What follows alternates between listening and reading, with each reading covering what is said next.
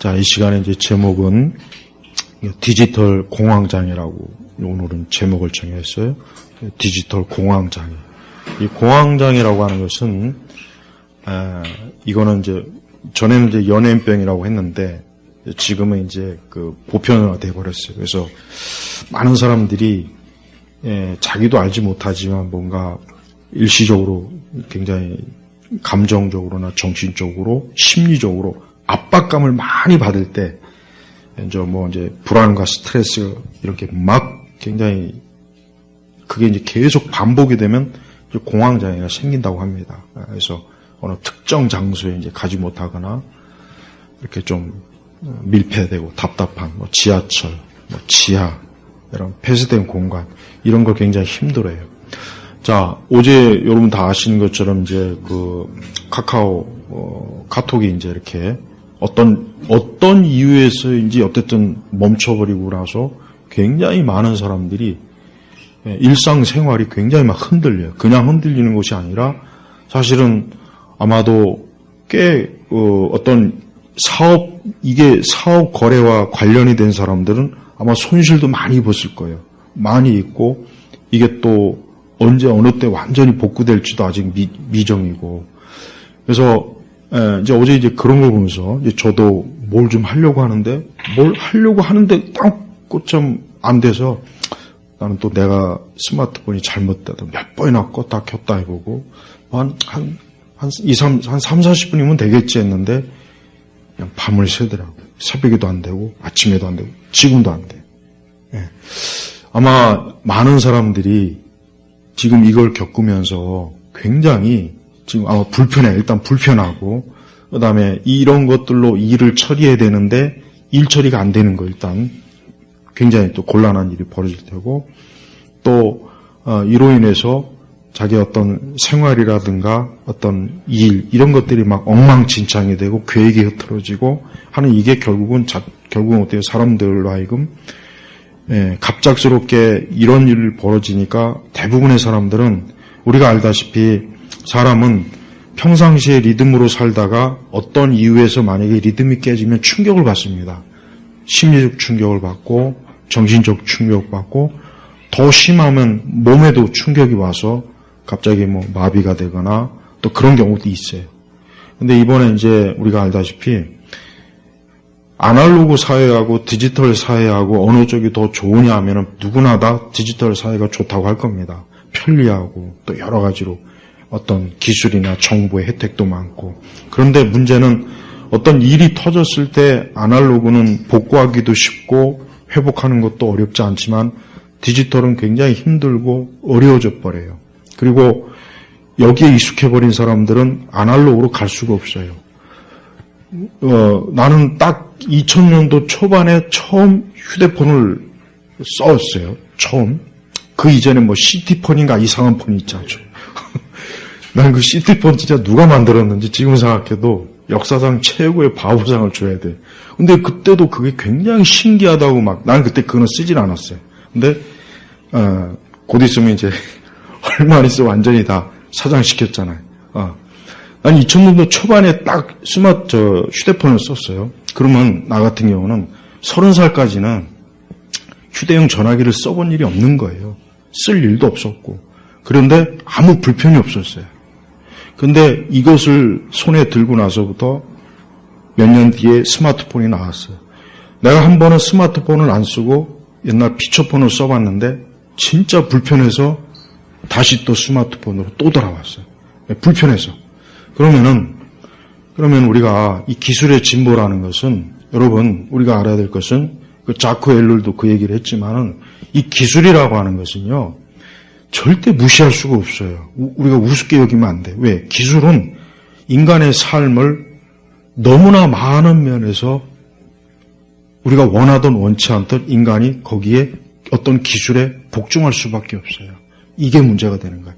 우리가 기술을 통제하는 것이 아니라 기술이 우리를 통제합니다. 이번에 이제 카카오 이 문제도 아마 많은 사람들이 느낄 거예요. 야, 이게 카카오 어떤 카카오 관련 여러 가지가 있지 않습니까? 카카오 은행도 있고, 가장 우리 그냥 보편적으로 카톡 단톡방도 있고, 이런 거를 우리가 쓰고 안 쓰고가 내 삶에 어떤 많은 어떤 여러 가지 충격을 주거나 위협을 주거나 어떤 문제를 일으킨다는 거를 그래도 웬만한 사람은 다 한 번쯤은 생각해 볼 수 있을 거예요. 그러니까 그런 게 결국 뭐예요? 기술이 우리를 통제하고 우리를 주도합니다. 우리가 주도하는 것이 아니라 기술이 우리를 주도해요. 그러면 이게 앞으로 점점 더 심해질 것이고, 그럼 더 시간이 지나면 이제 이 기술이라고 하는 것 자체가 우리 위에 인간의 삶 위에 완전히 법이 돼버려요. 그래서 사실은 지금 여러분 보세요. 요거 하나 이렇게 문제가 생겼다고 해서 대통령하고 국가가 전체가 막 이 문제 가지고 막 지금 어떤 대책을 내놔야 된다. 정책을 새로 만들. 자 봐요. 정치 권력이라는 것도 앞으로는 이 정보 권력에 이제 밑에가 있게 됩니다. 네, 밑에가 있게 돼요. 전에는 정치 권력이 가장 위에 있었지만 이제 사실 꽤 오래전에 정보 권력이 정치 권력보다 위에 있게 돼요. 누구 말대로 맘 놓고 진짜 이런 뭐 데이터 이런 센터를 그냥 한순간에 다 폭파시켜 버리면은 다 마비가 돼 버려요. 그때는 경찰도 군대도 속수무책이에요. 속수무책에 힘 못 써요. 그러니까 정보 권력이 가장 위에 있는 거예요. 그러니까 앞으로 사회는 누가 정보와 기술을 누가 가지고 있느냐가 그 사람이 이제 새로운 권력자가 되는 겁니다. 그 사람이 새로운 권력자가 돼요. 그리고 이건 앞으로 더 심화될 겁니다. 그리고 많은 사람들은 점점 더 자기가 사용하는 정보나 기술이 이제까지 내가 이용하는 줄 알았지만 이제 이번 일을 계기로 내가 이용하는 것이 아니라 내가 이용을 당하는구나. 내가 이용을 당하고 있고 내가 여기 익숙해져 있구나. 아마 이것도 깨달았을 거예요. 그러니까 우리 그리스도인들은 이런 일을 겪으면서 우리가 잘 생각해야 될 게 뭐냐면 하나님의 관점에서 이 세상은 언젠가는 멸망합니다. 무너집니다. 기술도 무너질 것이고 다 무너집니다. 우리가 바라야 될 것은 이와 같은 것들이 없는 영원한 천국을 생각하면서 우리가 사용하고 있는 이런 것들이 우리의 믿음이나 우리의 영적인 것들을 흔들리지 않도록 항상 주의를 해버려야 돼요. 이걸 주의해야 됩니다. 제가 오늘 말하고자 하는 핵심은 바로 이거예요. 기술이 이제는 우리 사람을 움직여요. 우리 사람의 이 사회나 이 모든 문화도 이 기술 정보가 다 이제는 이 재편성을 해버려요. 우리 그리스도인들이 그와 같은 상황 속에서 우리의 신앙, 믿음을 우리가 주도하지 못하고 그와 같은 것에 의해서 우리가 잘못하면은 뺏길 수도 있어요. 그걸 항상 우리가 주의해야 됩니다. 그래서 이번 일을 통해서 많은 사람들이 아마 이제 제가 공황장애라고 좀 약간 좀 과격한 용어니 하겠지만 아마 많은 사람들이 지금도 정상적인 복구가 안 됐기 때문에 그 이전에 자유롭게 마음 놓고 사용했던 그게 안 되기 때문에 굉장히 막 정신적으로 심리적으로 답답하고 이거 빨리 해야 되는데 왜 안 되지? 이거 언제 되는 거야? 아마 그러고 있을 거래요. 그러면 이제 또 초조하고 불안하고 아까 그 댓글 보니까 지금 이것 때문에 지금 뭐가 안 되고 결제도 안 되고 사람들이 거기다 쭉 써놨더라고요. 그 기사에마다 봐요. 얼마나 많은 사람들이 아마 이번 기회에 내가 완전히 카카오의 노예가 됐구나. 내가 여기 완전히 종속된 삶이구나. 이걸 안 하고 살 수 있는 세상이 아니구라는 걸 아마 알게 될 거예요. 물론 안 하고도 살 수 있겠죠. 아예 작정하고. 근데 그 사람은 사회생활 못해요. 사회생활 못합니다. 그 사람은 아마 대부분의 일상생활에서 많은 면에서 아마 열애인간이 될 수밖에 없어요. 그럼 그거는 정상적으로 살 수가 없는 거죠. 예. 그러니까 우리가 어떤 기술을 거부하자, 기술을 반대한다. 이건 기독교적인 게 아니에요. 그걸 기독교적으로 생각하는 사람도 있는데 그거하고는 전혀 상관없는 거고 중요한 것은 우리의 신앙과 믿음이 이런 것으로 인해서 혼란하거나 흔들리거나 요동을 친다면은 그런 문제가 있는 겁니다. 그 문제가 있어요. 왜 문제가 있는지는 그건 자기가 파악해야 돼. 왜냐하면 사람마다 다르니까. 그러니까 우리가 이러한 그 디지털 공황장애가 사람마다 점점 더 어떤 사람은 심하고 어떤 사람은 기다리지 시간 지나면 이런 사람이 있지만 어떤 사람은 당장 이게 안 되면은 엄청나게 본인 입장에서 힘들고 안 되는 경우가 있다고요. 안 될 일이 있단 말이에요. 그런 경우는 어떻게 되겠어요? 그 사람은 그것 때문에 아마 굉장히 삶이 요동을 치거나 뭔가 문제가 생기게 아니겠어요? 벌써 봐요. 지금 우리가 살고 있는 세상은 안타까운데 한 가지 중요한 것은 내가 잘한다고 해서 또 그게 다 잘 되는 것도 아니에요. 나는 잘하고 싶어도 이 세상, 이 체제 자체가 내가 그렇게 해도 안 되게 만드는 일들이 많이 있습니다. 그래서 우리 그리스도인들이 세상을 살아가는 게 얼마나 조심스러워야 되고 또 우리는 어떤 일이든지 간에 우리가 저런 정보나 기술에 진짜 노예가 되면 안 됩니다. 자크 엘럴이 그 얘기를 많이 한 거예요. 현대 사회는 사람들이 다 기술의 노예가 되었다. 다 노예가 되어 있다. 누구 예외가 없다 이거예요. 근데 이게 과연 행복한 거냐? 행복한 게 아니라는 거죠. 그 말이 딱 맞아요. 행복한 게 아니에요. 우리가 편리한 거하고 행복한 거하고는 틀립니다. 근데 사람들은 편리한 거하고 행복한 거하고 같다고 여겨지는 거예요. 근데 그렇게 여겨지면은 저런 거 하나, 저까지 거 하나, 사실 제가 표현이 좀 그런데 어떤 사람은 저까지 게 아닌 경우도 있어요. 그러나 저는 저까지 거 그냥 안 되면 안 되는 거지 그러나 그렇게 가볍게 넘어갈 수 있는 사람이 있지만 그렇게 안 할 수 있는 사람한테 자칫하면 어때요? 큰 위기가 닥치는 거예요. 그래서 우리 그리스도인들은 저런 게 우리를 좌우하지 못하게 해야 돼요. 우리의 믿음이나 우리의 신앙이라. 내가 코로나에 대해서도 얘기하고 싶은 게 뭐냐면 저도 겪어봤고 여러분도 겪어봤지만 사실은 내가 가장 참 내 개인적으로도 이런 게 내 믿음이나 내 신앙을 막 이렇게 요동치거나 뭔가 좀 불안해하거나 이런 게 나를 막 사역을 이렇게 한다면은 그럼 나도 이건 잘못된 거다 하는 생각이 솔직히 들어요. 왜? 그런 게 있다고 해도 그게 우리 예수님의 능력과 하나님의 통치하고 무슨 상관입니까? 하나님의 통치, 그리스도의 통치는 이런 것들 아무것도 아닙니다. 저런 거 아무것도 아니에요.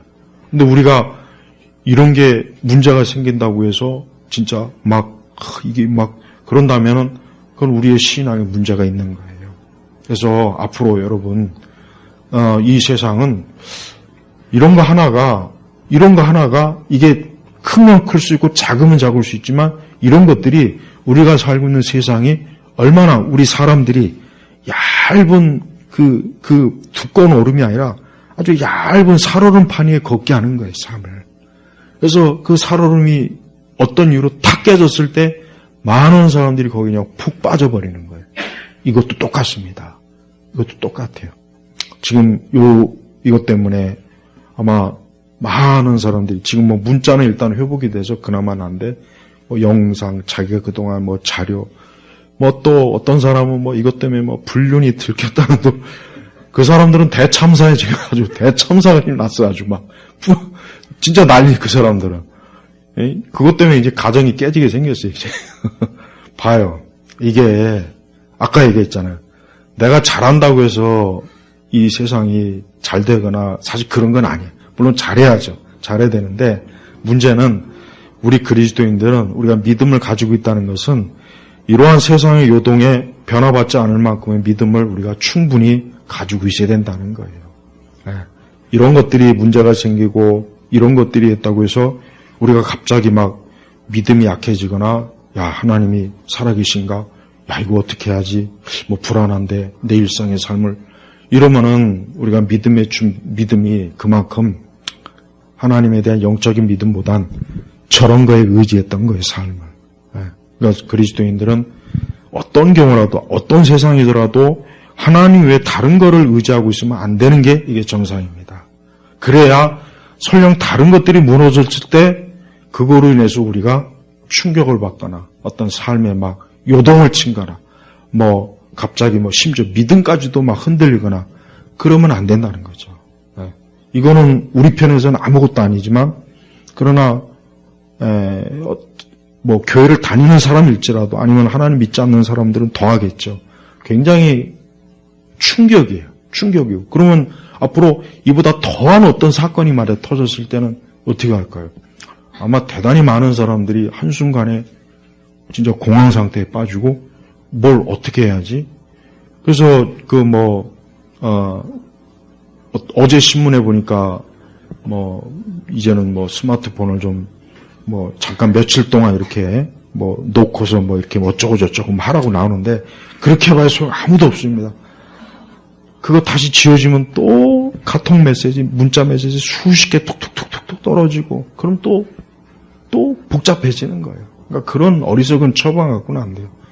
우리는 이 세상이 있는 것 있는 대로 쓰고, 없으면 없는 대로 지내는 거예요. 왜? 우리가 이 땅에 영원히 있는 게 아니잖아요. 우리는 하나님 나라에 가잖아요. 그러니까 그리스도인들이 특히 이제 정보 권력이라고 하는 건 무서워요. 난 이게 만약에 의도적으로 만약에 발생했다고 치면은 그건 상당히 무서운 사건이에요. 안 그래요? 굉장히 많은 또 다른 일들을 얼마든지 할 수 있는 거 아니겠습니까? 그러니까 우리가 이 세상의 이 정보 권력이라고 하는 것이 확실히 마지막에 이 세상을 잠깐 통치하게 될 적그리스도가 아마 정보 권력을 딱 쥐고 세상을 통제할 게 분명하다는 게 저는 그 생각이 이번에 더 많이 들었어요. 그래서 우리 성도들이 이러한 일이 벌어졌을 때 그때 우리가 요동하면 안 돼. 우리는 믿음, 하나님을 믿는 믿음과 요동치 않은 하나님 나라를 유업으로 받은 우리 성도들은 이러한 세상에 막 요동치는 것들에 의해서 우리가 흔들리지 말고, 그런 건 세상은 지나가는 거예요. 세상 형정은 지나가는 거니까 이게 지금 지나가는 거구나 하고 가볍게 툭툭 털고 있어야지. 이게 마치 무슨 내 생사를 좌우하는 양 막 거기에 몰두한다면 그건 믿음으로 사는 것이 아니라 하나님을 의지함으로 사는 것이 아니라 세상과 나를 의지하는 것밖에 안 된다는 걸 증명하는 거예요. 그래서 우리 성도들이 앞으로 더 살아가면서 안타까운 건 아까 내가 얘기했지만 우리 모두가 다 이 기술사의 종속이 돼버렸어요. 그러니까 내가 원하지 않아도 그렇게 돼 있어요. 어떻게 돼 있어 벌써. 내가 원하지 않아도 벌써 돼 있단 말이에요. 그러니까 이런 거에서 자유롭게 한다는 게 참 거의 불가능하지만, 그렇다고 해서 우리가 무작정 노예가 되면 안 된다는 거예요.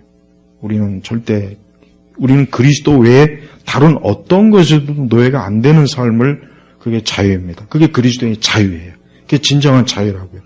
근데 세상은 그런 자유를 없애려고 하잖아요.